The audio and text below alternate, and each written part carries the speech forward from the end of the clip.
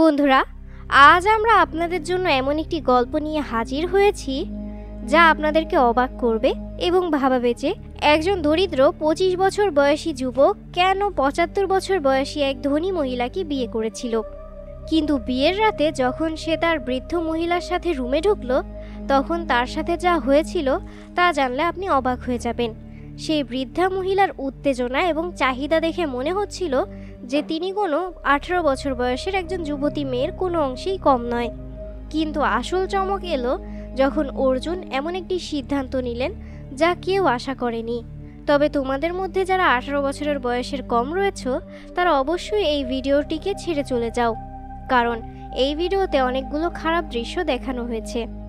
এই ঘটনা বিস্তারিত জানতে ভিডিওটি না টেনে শেষ পর্যন্ত মনোযোগ সহকারে দেখুন। টেনে দেখলে কিছুই বুঝতে পারবেন না, তাই না টেনে শেষ পর্যন্ত দেখতে থাকুন। অর্জুন একজন ২৫ বছর বয়সী যুবক, যার উপর বাবার মৃত্যুর পর পুরো বাড়ির দায়িত্ব এসে পড়ে। পুরো পরিবার তার উপর নির্ভরশীল হয়ে পড়ে। তার মা অনিতা জটিল রোগে ভুগছিলেন, যার চিকিৎসায় সমস্ত টাকা খরচ হয়ে গিয়েছিল। তার ছোট বোন কাজল তখনও স্কুলে পড়ছিল। তার ফি, বই এবং অন্যান্য খরচ অর্জুনের জন্য বোঝা হয়ে উঠেছিল।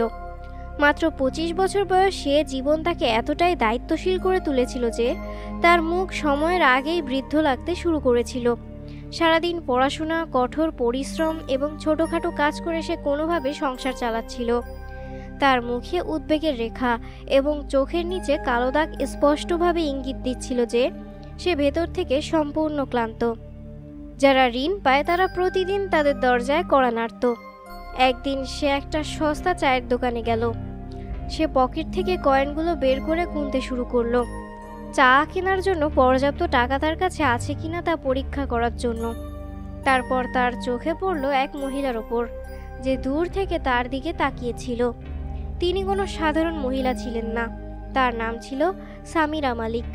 ব্যবসায়িক জগতে তিনি ছিলেন একজন বড় নামি দামি ব্যবসায়ী। দামি শাড়ি, ভারী গহনা আর আত্মবিশ্বাসী ব্যক্তিত্ব অর্জুনকে অবাক করে দিয়েছিল। সামিরা হেসে জিজ্ঞেস করল, তুমি কি অর্জুন ভার্মা? অর্জুন ক্লান্ত কণ্ঠে উত্তর দিল, হ্যাঁ। এতে সে কিছুক্ষণ তার দিকে তাকিয়ে রইল। তারপর সে বলল, আমি জানি এখন তোমার জীবনে কি ঘটছে। তোমার মায়ের অসুস্থতা, তোমার বোনের পড়াশোনা এবং ঋণের বোঝা, এই সব কিছু সম্পর্কে আমি জানি। অর্জুন হতবাক হয়ে গেল। সে দ্বিধাগ্রস্তভাবে জিজ্ঞাসা করল, তুমি কে, আর তুমি আমার সম্পর্কে এত কিছু কিভাবে জানো? সামিরা হালকা হেসে উত্তর দিল, তুমি যদি চাও আমি তোমার ভাগ্য পরিবর্তন করতে পারি। একটাই শর্ত, আমাকে বিয়ে করো। এই কথা শুনে অর্জুন হতবাক হয়ে গেল। সে বলল, তুমি কি বলছো? আমার তোমাকে বিয়ে করতে হবে? সামিরা গম্ভীরভাবে বলল, হ্যাঁ, যেটা শুনছো সেটাই সত্যি। কিন্তু আসল প্রশ্ন হলো, এটাই সর্বোপরি কেন একজন ৮০ বছর বয়সী মহিলা ২৫ বছর বয়সী একজন দরিদ্র ছেলেকে বিয়ে করতে চেয়েছিলেন? এটা কি অর্জুনের জন্য স্বপ্নের মতো ছিল নাকি ফাঁদের মতো?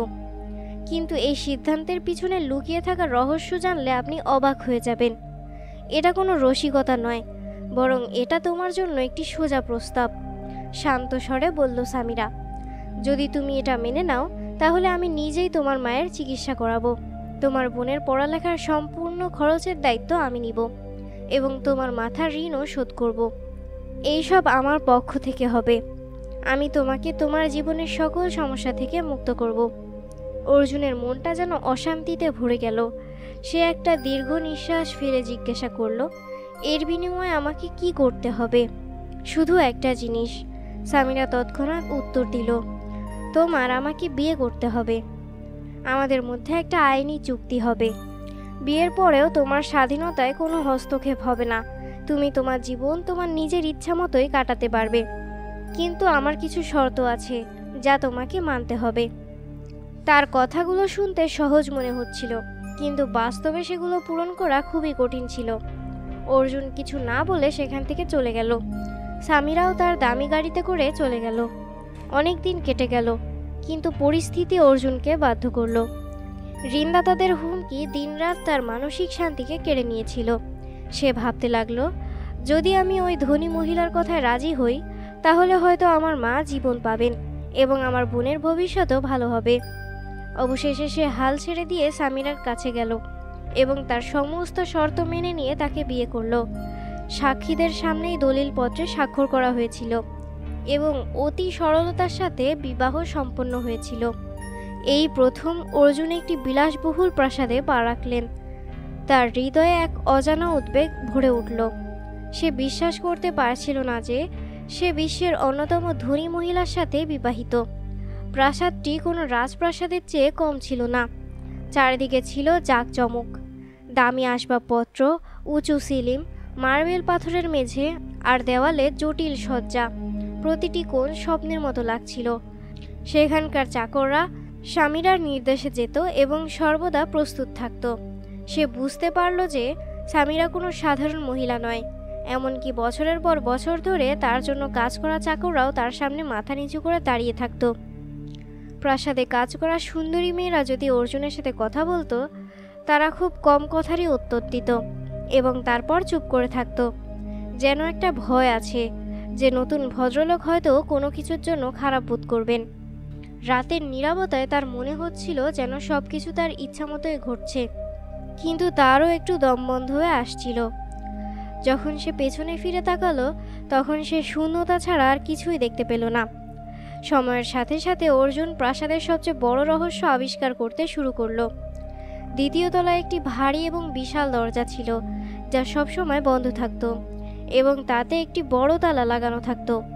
সেই দরজাটি কঠোরভাবে পর্যবেক্ষণ করা হতো। অর্জুন ভাবতে লাগলো, দরজাটা এত সুরক্ষিতভাবে রাখা হয়েছে, তার পেছনে কি লুকিয়ে আছে। অর্জুন এবং সামিরার মধ্যে সম্পর্ক ছিল, কিন্তু তখনও কোনো মানসিক সংযোগ তৈরি হয়নি। সামিরা চাইছিল অর্জুন স্বেচ্ছায় তার ঘরে আসুক, জোর করে নয়। সে অর্জুনকে খুব ভালোবাসত, কিন্তু অর্জুন তখনও তার থেকে দূরত্ব বজায় রেখে চলেছিল। সামিরা প্রায়ই তার ব্যবসায়িক কাজে ব্যস্ত থাকত। যখনই তারা দুজন একে অপরের সাথে কথা বলতো, তখনই কথাটা খুব ছোট হয়ে যেত, শুধুই আনুষ্ঠানিকতা। সামিরা প্রায়ই তার সুস্থতা সম্পর্কে জিজ্ঞাসা করত, কিন্তু অর্জুন কেবল প্রয়োজনেই কথা বলতো, না হলে সে চুপ করে থাকত। সামিরা প্রতিদিন অর্জুনের সাথে টেবিলে বসে খাবার খেত। তারা দুজনেই একে অপরের কোনো বিষয়ে কিছুই বলেনি এবং একে অপরের পরিবার সম্পর্কে কখনো জানার চেষ্টাও করেনি। মনে হচ্ছিল যেন দুজনেরই সম্পূর্ণ আলাদা জগৎ। একবার রাত ছিল এবং প্রাসাদে নীরবতা ছিল। অর্জুন তার ঘরের দিকে মুখ ফিরিয়ে নিল। তারপর তার চোখে পড়ল প্রাসাদের অন্য এক অংশে, যেখানে আলো জ্বলছিল। এটা দেখে সে সেখানেই থমকে গেল। সে দেখতে পেল যে এই আলো সামিরার ঘর থেকে আসছে। এই ঘরটি প্রাসাদের কেন্দ্রীয় অংশে ছিল। সামিরা ছাড়া আর কাউকেই সেখানে যেতে দেওয়া হয়নি। সামিরা অর্জুনকে তার ঘরে ডাকার জন্য অধৈর্য হয়ে পড়েছিল, কিন্তু অর্জুন কখনো সেই ঘরে যাওয়ার চেষ্টা করেনি। সে জোর করে নিজেকে সংযত করল। আরেকটি ঘর ছিল যার উপর একটি শক্ত তালা ছিল। অর্জুন ভেতরে যাওয়ার চেষ্টা করল, কিন্তু কেউ তাকে থামিয়ে দিল। স্যার, ওই ঘরের ভেতরে যাওয়া নিষেধ। অর্জুন অবাক হয়ে জিজ্ঞাসা করল, কেন এমন হলো? কিন্তু সে কখনোই এর কোনো উত্তর পায়নি। এক রাতে সে ধীরে ধীরে সেই ঘরের দিকে এগিয়ে গেল। দরজার কাছে পৌঁছে সে মনোযোগ দিয়ে শুনল যে সামিরা কারো সাথে কথা বলছে, এবং সে যেভাবে কথা বলছিল তাতে অর্জুনের হৃদস্পন্দন দ্রুততর হয়ে উঠেছিল। সে বুঝতে পারছিল না যে সামিরার জীবনের সাথে কী রহস্য জড়িত ছিল, কিন্তু এখন সে নিশ্চিত হয়ে গেল যে তার কাছ থেকে অনেক কিছুই লুকানো ছিল। তার মনে অনেক প্রশ্ন জাগছিল যে সামিরা সবার কাছ থেকে কী লুকিয়ে রেখেছে এবং কেন সে কাউকে ওই ঘরে আসতে দেয় না। সেই দরজার কাছে চুপচাপ দাঁড়িয়ে রইল এবং তার হৃদস্পন্দন থামানোর চেষ্টা করল। তার মনে অদ্ভুত চিন্তা আসতে লাগলো যে বিয়েকে সে আপোষ হিসেবে মেনে নিয়েছে, তার পিছনে কি বড় কোনো ষড়যন্ত্র আছে, নাকি কোনো বড় রহস্য রয়েছে। অর্জুন জানতেন যে তিনি প্রাসাদের প্রতিটি গোপন কথা প্রকাশ করবেন। এই সব ভাবতে ভাবতে সে তার ঘরে ফিরে গেল এবং সিদ্ধান্ত নিল যে যাই ঘটুক না কেন, আজ সে ওই ঘরে যাবেই এবং দেখবে ব্যাপারটা কি। তার সন্দেহ এখন আবেশে পরিণত হয়েছে। সে ভাবতে লাগলো কিভাবে ওই ঘরে পৌঁছানো যায়। সামিরা তার দিকে তাকিয়ে সবসময় হাসত। তিনি আসলে ৮০ বছরের বৃদ্ধা ছিলেন, কিন্তু অর্জুনের কাছ থেকে প্রতিদিনই তার নতুন আশা ও প্রত্যাশা ছিল। এখন অর্জুন ভাবল যে তার এই মহিলার সঙ্গে কথা বলা উচিত, একমাত্র সে তাকে সেই ঘরের রহস্য জানাতে পারে। প্রাসাদের নির্জন অন্ধকারে কেবল ঘড়ির টিকটিক শব্দ প্রতিধ্বনিত হচ্ছিল। রাতের তৃতীয় প্রহরে অর্জুন সেই ঘরে যাওয়ার জন্য প্রস্তুতি নিল। সে সামিরার একজন বিশেষ দাসীর সাথে কথা বলল, যে ছিল কিরণ নামের 20 বছর বয়সী এক অত্যন্ত সুন্দরী মেয়ে। অর্জুন কিরণকে অনুরোধ করলেন যে তিনি তার স্ত্রী সামিরার সাথে দেখা করতে চান। কিরণ সামিরার কাছ থেকে অনুমতি নিতে গেল। কিরণ ছাড়া আর কেউ সামিরার কাছে যেতে পারত না। কিরণ যখনই সামিরাকে অর্জুনের ইচ্ছার কথা জানালো, সামিরা খুশি হয়ে কিরণের হাতে চুমু খেলো এবং বলল, তাড়াতাড়ি পাঠাও। কিরণ অর্জুনকে চলে যাওয়ার অনুমতি দিল। অর্জুন ছিল 22 বছর বয়সী একজন সুদর্শন, শক্তিশালী এবং প্রতিশ্রুতিশীল যুবক। সে গিয়ে সামিরার দরজার বেল বাজাতে শুরু করলো। সামিরা দরজা খুলে দিলেন এবং তাকে আন্তরিকভাবে স্বাগত জানালেন। অর্জুনও ভাবছিল, আমি যদি ওকে খুশি না করি তাহলে রহস্যটা কিভাবে উন্মোচিত হবে। ঘরটি গোলাপের সুবাসে সুগন্ধযুক্ত ছিল। সামিরা দাঁড়িয়েছিল, মুখে উজ্জ্বলতা আর চোখে ভালোবাসার আলো। অর্জুন ঘরে ঢোকার সাথে সাথে তার হৃদস্পন্দন জোরে জোরে শুরু হয়ে গেল। অর্জুন অবাক হয়ে বলল, সামিরাজি, তোমাকে 20 বছরের মেয়ের মতো দেখাচ্ছে, এটা কিভাবে সম্ভব? সামিরা হাসে, তার মুখে এক বিশেষ উজ্জ্বলতা ছিল। সে ধীরে ধীরে অর্জুনের কাছে এসে বলল, ভালোবাসায় কোনো বয়স নেই অর্জুনজি। যখন একজন নারী তার সমস্ত হৃদয় দিয়ে ভালোবাসে তখন তার আত্মা তরুণ হয়ে ওঠে। আমি তোমাকে শুধু আমার সম্পদ এবং প্রাসাদের উত্তরাধিকারী করিনি, বরং আমার হৃদয়ের মালিকও করে তুলেছি। ঘরটি এখন ভালোবাসার আর্দ্রতায় সম্পূর্ণরূপে ভিজে গেছে। অর্জুন বিছানার কাছে বসেছিল এবং সামিরাও এসে ধীরে ধীরে তার পাশে বসল। দুজনের মধ্যে একটা নীরবতা ছিল, যা ভারী ছিল না কিন্তু মিষ্টি ছিল। সামিরা বলল, আমি কখনো ভাবিনি যে আমার জীবনের এই পর্যায়ে কেউ আমার চোখের দিকে এমনভাবে তাকাবে যেমনটা ভাবে তুমি তাকাচ্ছ। অর্জুনও ধীরে ধীরে উত্তর দিল, আমি কখনো ভাবিনি যে তোমার চোখের এত গভীরতা থাকবে যে আমি আমার সমস্ত প্রশ্নই ভুলে যাব। সামিরার চোখে একটু আর্দ্রতা ছিল এবং তার ঠোঁটে ভালোবাসার দৃশ্যমান ছিল। এই ভালোবাসার অপেক্ষায় আমি অনেক কিছু হারিয়ে ফেলেছি। যৌবন চলে গেছে, সম্পর্ক চলে গেছে, কিন্তু হৃদয় এখনও স্পন্দিত। অর্জুন তার হাত ধরেছিল। দুজনের হাতের তালুর মাঝখানে উষ্ণতার এক নতুন উষ্ণতা ছিল। শুরুর শিখা জ্বলে উঠল। অর্জুন বলল, ক্ষমা করে দাও সামিরাজি, আমি জানি আমি আগে তোমার কাছে আসিনি, কিন্তু আজ যখন তোমার সামনে এসেছি সব কিছু সত্যি মনে হচ্ছে। তুমি দেখতে খুব সুন্দর। সামিরা আস্তে আস্তে তার কাঁধে মাথা রেখে বলল, যখন একজন নারীকে তার পুরুষ তার বলে ডাকে তখন সে বয়স দিয়ে তৈরি হয় না, সেই মুহূর্ত দিয়েই তৈরি হয়। শুধু এই মুহূর্তে থাকো অর্জুন, আর আমি তোমাকে সেই ভালোবাসা দিব যা কেউ কখনো দেয়নি। অর্জুন তার চোখের দিকে তাকিয়ে আবার তার কপালে চুমু খায়। একটা গভীর নিঃশ্বাস ফেলে সে বলে, আজ আমি নিঃশর্তভাবে এবং কোনো প্রশ্ন ছাড়াই তোমার কাছে। বাইরে বৃষ্টি শুরু হলো। বাতাসে গোলাপের সুবাস ছড়িয়ে পড়ল।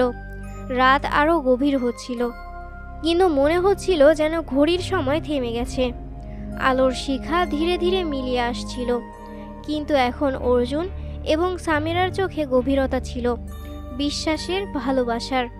অর্জুন সামিরার হাত তার বুকে রেখে বলল, না, এই হৃদস্পন্দন এখন তোমার। যতক্ষণ এটা চলতে থাকবে আমি তোমারই থাকব। সামিরার চোখে একটা ঝলকানি এলো এবং সেই ঝলকানিতে যৌবন ছিল না, এটি ছিল সত্যিকারের ভালোবাসার আলো।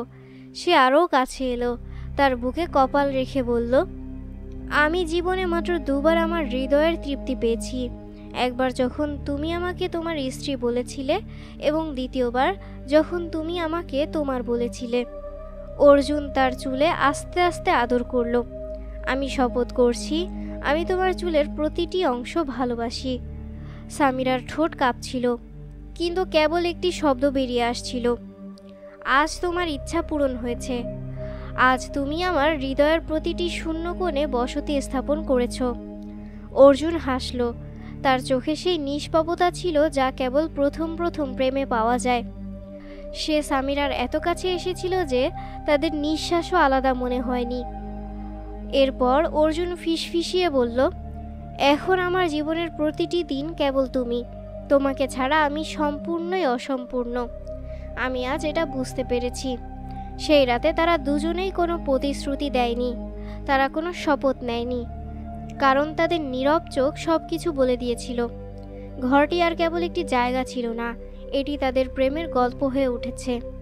বাইরে বাতাসে এক অদ্ভুত ঝাপসা শব্দ শোনা যাচ্ছিল, মিষ্টি তা ছাড়িয়ে পড়েছিল। অর্জুন অনুভব করেছিলেন যে তিনি এইমাত্র জানতে পেরেছেন গোপনে ভালোবাসাটা অজান্তেই ঘটে গিয়েছিল, কিন্তু এখানে ভালোবাসাটা একতরফা ছিল না। সামিরা হাল ছাড়েনি।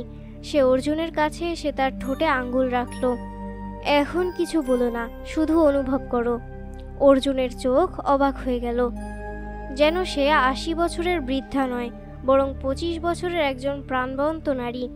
প্রতিটা নড়াচড়ায় আবেগ, প্রতিটা স্পর্শে ক্ষুধা, যেন বছরের পর বছর ধরে অতৃপ্ত এক তৃষ্ণা। সামিরা অর্জুনকে কোলে নিল, কিন্তু কোনো সূক্ষ্ম অনুভূতি দিয়ে নয়, বরং সম্পূর্ণ শক্তি দিয়ে। আজ রাতটা আমার আর তোমার।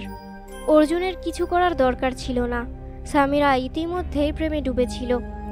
ভালোবাসার ঢেউ সমুদ্রের মতো উঠে গেল এবং অর্জুন তাতে ভাসতে লাগলো। সেই রাত্রি প্রাসাদের সবচেয়ে সুন্দর রাত হয়ে উঠল এবং ঝড়ো প্রেমের গল্প হলো। সকাল হওয়ার সাথে সাথে দাসীদের মধ্যে ফিসফিসানি শুরু হয়ে গেল। আজ ম্যাডাম আবারও তারুণ্যের উদাহরণ হয়ে উঠেছেন। এখন মালিকও তার প্রেমে পড়ে গেছে। অর্জুনের প্রায়ই মনে হতো ওই ঘরে এমন কিছু আছে যা আজও অকথিত রয়ে গেছে।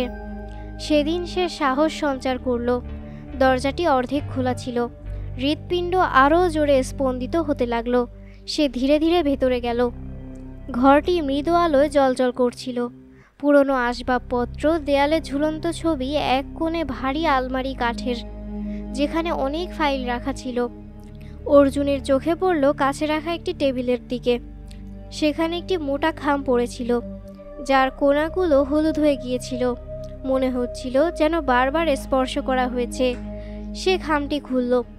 একটি ছবিতে তার বাবা সুরেশ মেহতা এবং স্বামীরা একসাথে দাঁড়িয়েছিলেন। বাবার মুখে একটু হাসি ফুটে উঠেছিল। অর্জুনের চোখ খুলে রইল। ঠিক তখনই একটা আওয়াজ এলো, সর্বোপরি তুমি সব দেখেছ? অর্জুন পেছনে ফিরে তাকালো। স্বামীরা দাঁড়িয়েছিল। চোখে কোনো ভয় বা সন্দেহ ছিল না, যেন সে ইতোমধ্যেই জানত এই মুহূর্তটি আসবে। অর্জুন ছবিটি লুকিয়ে রেখেছিল। কাঁপতে কাঁপতে সে বলল, এই বিয়েটা কোনো চুক্তি নয়, বরং প্রতিশোধ। সামিরা বলল, তুমি খুব বুদ্ধিমান হয়ে উঠেছ অর্জুন। আমি ভাবিনি তুমি এত তাড়াতাড়ি সত্যটা জানতে পারবে। অর্জুন ফেরত বলল, তুমি আমার অসহায়তার সুযোগ নিয়েছ। আমার বাবার ওপর প্রতিশোধ নেওয়ার জন্য আমাকে গুটি হিসেবে ব্যবহার করা হয়েছে। সামিরা বলল, এখন তুমি সব জানো। শোনো অর্জুন, আমি তোমার বাবাকে ভালোবাসতাম। সে ছিল আমার প্রথম এবং শেষ ভালোবাসা। আমার বয়স তখন 25 বছর। তখন আমার স্বামী মারা যান। আমি একা ছিলাম। তোমার বাবা আমাকে সমর্থন করেছিলেন। আমি ভেবেছিলাম এটা ভালোবাসা, কিন্তু সে আমাকে ব্যবহার করতেই থাকলো। যখন আমি বিয়ের কথা বলতাম, তখন সে আমাকে প্রত্যাখ্যান করলো। আমি সেদিনই শপথ নিয়েছিলাম, যদি সে না হয় তাহলে তার রক্ত ঠিক আছে। ছোটবেলায় যখন তোমাকে দেখেছিলাম, তখনই সিদ্ধান্ত নিয়েছিলাম যে তুমি আমার পথ। প্রতিশোধ নেওয়ার জন্য তোমাকেই আমি বিয়ে করেছি। আমি চাই তুমি এতে স্বাক্ষর করো, যাতে তুমি কখনোই আমাকে ছেড়ে যেতে না পারো। সামিরা কিছুক্ষণ থেমে গেল। তারপর সে হেসে বলল, কিন্তু তুমি এমনটা করেছো যা তোমার বাবা কখনোই করতে পারেনি। তুমি আমাকে সম্মান করেছো এবং বুঝতে পেরেছো তোমার মানবতা আমার ঘৃণাকে হারিয়ে দিয়েছে। অর্জুন, এখন আমি তোমার প্রেমে বন্দী। আমি তোমার দাস হয়ে গেছি। অর্জুন কাঁপা কাঁপা গলায় বলল, তুমি আমাকে বন্দী করতে চেয়েছিলে, কিন্তু তুমি নিজেই আমার ভালোবাসায় বন্দী হয়ে গেছো। তোমার প্রতিশোধ, তোমার ঘৃণা হারিয়ে গেছে সামিরা, কিন্তু এখন তোমার চোখে যা আছে তা হলো ভালোবাসা। অর্জুন সামিরার কবজি ধরে রাখলো। আমি তাকে বুকে জড়িয়ে ধরলাম। আমি তোমাকে ক্ষমা করে দিলাম, কারণ তোমার হৃদয় এখন পরিষ্কার এবং আমি এটা বুঝতে পারছি। সামিরা কাঁদতে শুরু করলো এবং বলল, এখন যদি মৃত্যু আসে তবুও সে আফসোস করবে না তোমার ভালোবাসার। অর্জুন তখন সেই প্রাসাদটি অর্জুনের প্রাসাদে পরিণত করলো। একদিন স্বামীরা অসুস্থ হয়ে পড়ে এবং কয়েক সপ্তাহের মধ্যেই চিরতরে চলে যায়। অর্জুন শেষকৃত্যে সেই ছবি বলেছিল, আমি তোমাকে ক্ষমা করে দিলাম স্বামীরা, তুমিও আমাকে ক্ষমা করো। গল্পটা এখানেই শেষ হয়নি। স্বামীরা 22 বছর বয়সী দাসী কিরণ, যে সবসময় অর্জুনের সেবা করত, এখন তার আরও কাছে আসতে শুরু করলো। দুজনের সম্পর্ক ছায়া থেকে বেরিয়ে আলোতে এসেছিল। অর্জুন কিরণকে বিয়ে করে। এখন প্রাসাদে একাকিত্ব বা নীরবতা নেই। অর্জুনের মা এবং বোনেরাও সেখানে ছিলেন, যেখানে একসময় স্বামীরার অসম্পূর্ণ ভালোবাসা প্রতিধ্বনিত হয়েছিল। এখন কিরণের হাসি আর অর্জুনের শান্তিপূর্ণ জীবন সেখানে স্থির হয়ে গেছে। এই গল্প থেকে আমরা শিখি যে ভালোবাসা কেবল একটি শারীরিক সম্পর্ক নয়, বরং এমন একটি আবেগ যা ঘৃণাকেও মুছে ফেলতে পারে। প্রতিশোধের জন্য স্বামীরা একটি সম্পর্কে জড়িয়ে পড়েছিল, কিন্তু অর্জুনের ভালোবাসা এবং মানবতা তার হৃদয়কে বদলে দেয়। যে নারী কেবল প্রতিশোধ নিতে চেয়েছিল, সে শেষ পর্যন্ত প্রেমে বন্দী হয়ে গেল। এই গল্পটি আমাদেরকে বলে যে সত্য, আনুগত্য এবং হৃদয় থেকে ভালোবাসা হলো সবচেয়ে বড় শক্তি। অনেক সময় আমরা অন্যদেরকে কষ্ট দেওয়ার কথা ভাবি, কিন্তু আমরা নিজেরাই তাদের প্রেমে আটকে যাই। সম্পর্কের মধ্যে শ্রদ্ধা, বোঝাপড়া এবং আবেগ থাকে, তবে প্রতিটি ক্ষত নিরাময় করা যায়। অর্জুন যা ক্ষমা করেছিলেন তা তার সবচেয়ে বড় জয় হয়ে ওঠে। আর যে কেবল প্রতিশোধের কথা ভেবেছিল, তার হৃদয়েও সত্যিকারের ভালোবাসা জেগে উঠল। বন্ধুরা, আপনি কি এই ধরনের ভিডিও আরও দেখতে চান? তাহলে কমেন্টসে নেক্সট পার্ট লিখে কমেন্ট করুন।